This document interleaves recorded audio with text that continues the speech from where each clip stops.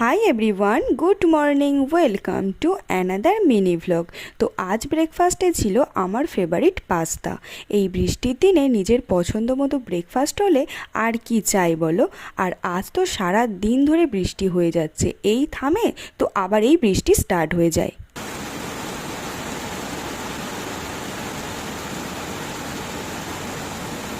আর দেখো আজ এত পরিমাণে বৃষ্টি হচ্ছে যে আমাদের বাড়ির সামনে মানে উঠোনে প্রায় জল দাঁড়িয়ে গেছে।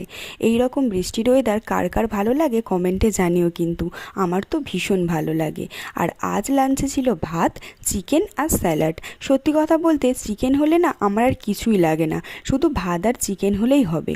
আর তারপরে খেয়েছিলাম পাকা আম। দেন দুপুরে খাওয়া দাওয়ার পরে একটু ঘুমিয়েছিলাম।